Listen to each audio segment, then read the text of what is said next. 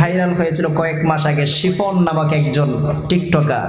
এর সাথে ওমর ফারুক আজমি নামক এক টিকটকার এখন বর্তমান যুক্ত হয়ে এখন বর্তমান বক্তা জগৎ ছেড়ে দিয়ে কোন জগতে চলে গিয়েছে?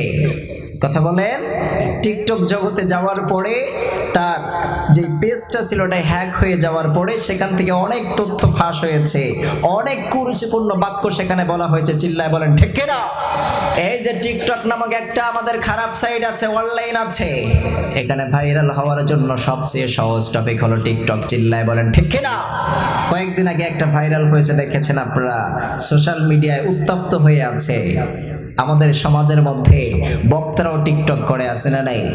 আবার প্ল্যানিং প্রোগ্রাম করে তারা সুন্দরভাবে মাথায় কালার করে তারা টিকটকের মধ্যে শামিল হয়ে যায়, নায়ক হতে চায়। চিল্লায় বলেন ঠিক কিনা? এদের সমাজের মধ্যে এদেরকে কতটা কুরুচিপূর্ণ কথাবার্তা তারা বলে, একজন আরেকজনের সাথে যোগাযোগ করে, আছে না নাই? কথা বলেন। এই যে কয়েকদিন আগে ভাইরাল হয়েছিল, কয়েক মাস আগে শিফন নামক একজন টিকটকার। এর সাথে ওমর ফারুক আজমি নামক এক টিকটকার এখন বর্তমান যুক্ত হয়ে এখন বর্তমান বক্তা জগৎ ছেড়ে দিয়ে কোন জগতে চলে গিয়েছে? কথা বলেন।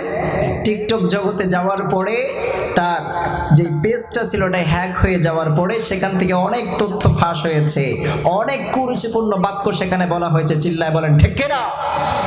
এদেরকে আবার মানুষ দাওয়াত দেয়, এদেরকে আবার সুন্দরভাবে তারা মাপ চায়। এটা সুন্দরভাবে প্ল্যানিং করেছে যে কিভাবে ভাইরাল হওয়া যায়। এখন বাংলাদেশটা টপিক চলে ভাইরালের উপরে। চিল্লায় বলেন ঠিক কিনা? এদের সাথে ইসলাম দ্বারা ইসলামের কোনো ফায়দা হবে? এদের মতো বক্তাকে আল্লাহর কসম করে বলি, এরা সব থেকে ফিতনাবাজ সমাজের মধ্যে।